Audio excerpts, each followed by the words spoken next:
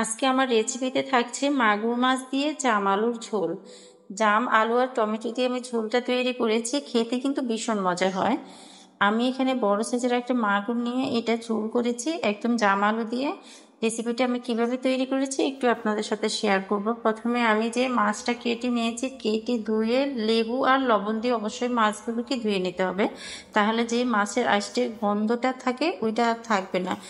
ভালো করে লেবু আর লবণ দিয়ে ধুয়ে পরিষ্কার করে পানি ঝরিয়ে আর হলুদ আর লবণ দিয়ে মেখে রেখে দিব প্রায় 10 থেকে 15 মিনিট।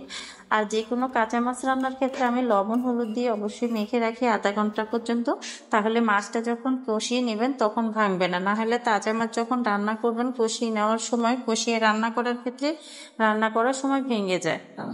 আর কষিয়ে রান্না করার মাছের টেস্টটাই অন্যরকম হয়, একটু রসালো হয়, খেতে কিন্তু দারুণ লাগে। যারা এখনো রান্না করেন এই ধরনের রেসিপি তারা একটু ট্রাই করে দেখবেন। আমার রেসিপিটা কেমন হয়েছে কমেন্টসে জানাবেন। আমি এখন চুলাতে একটা কড়াই বসিয়ে বেশ কিছুটা পেঁয়াজ কুচি দিয়ে দিয়েছি। এখানে হাফ কাপের মতো পেঁয়াজ কুচি দিয়ে পেঁয়াজটা যখন ব্রাউন কালার হয়ে আসবে তখন আমি আদা রসুন পেস্ট দিয়ে দিয়েছি। দিয়ে মশলাটাকে একটু কষিয়ে নেব। রসুনের যে একটু সুন্দর ফ্লেভার ছড়াবে তখন আমি জিরে গুঁড়ো, ধনিয়া গুঁড়ো, লাল মরিচের গুঁড়ো আর হলুদ গুঁড়ো দিয়ে দিয়েছি। দিয়ে মশলাটাকে খুব ভালো করে কষিয়ে নিব। স্বাদ মতো লবণ দিয়ে মশলাটা তেল ওঠা পর্যন্ত ভালো করে একটু পানি দিয়ে কষিয়ে নেব। মশলাটা যত ভালো করে কষিয়ে নেবেন তখন রান্নাটা ততই টেস্ট হয়। এখন আমি যে মেখে রাখা মাছগুলোকে দিয়ে ভালো করে ঢাকনা দিয়ে ডেকে মশলার মধ্যে কিছুক্ষণ কষিয়ে নেব। এই পর্যায়ে আমি পানি দিব না। কষিয়ে যখন তেলটা একদম ছেড়ে আসবে তখন ওই পর্যায়ে ভালো করে মশলাটা মাছের ভিতরে ঢুকবে, তখন আমি আরো কিছুক্ষণ পানি দিয়ে আরো ভালো করে কষিয়ে নিব। এভাবে 2বার পানি দিয়ে আমি মাছটাকে খুব ভালো করে কষিয়ে নিয়েছি। এ পর্যায়ে যে আমি জাম আলুগুলো সিদ্ধ করে রেখেছি ওগুলোকে আমি খোসা ছাড়িয়ে নিয়েছি। এগুলোকে আমি এরকম ছোট ছোট 2টা ভাগ করে নিব।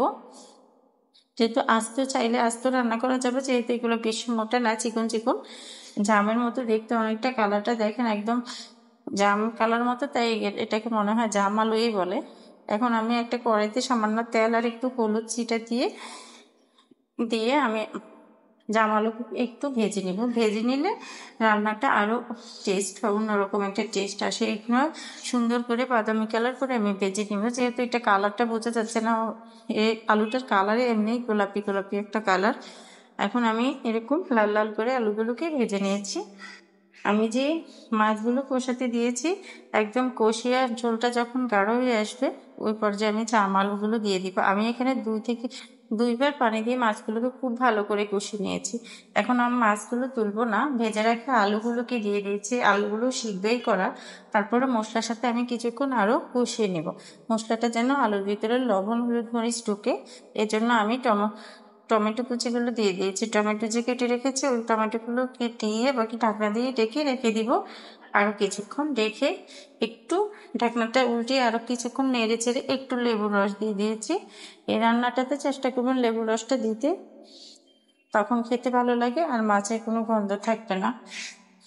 এভাবে দিয়ে আমি কিছুক্ষণ কষিয়ে নেওয়ার পরে মশলার সাথে তারপরে আমি পরিমাণ মতো ঝোল দিয়ে কিছুক্ষণ ফুটিয়ে যখন ঝোলটা হয়ে আসবে ওই পর্যায়ে আমি কেটে রাখা কয়েকটা কাঁচামরিচ দিয়ে দিব।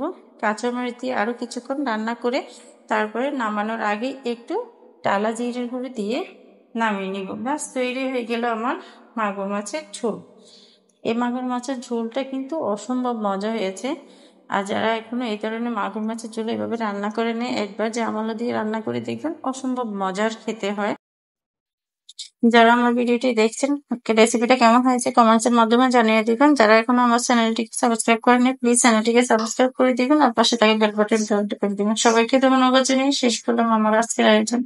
আল্লাহ হাফেজ।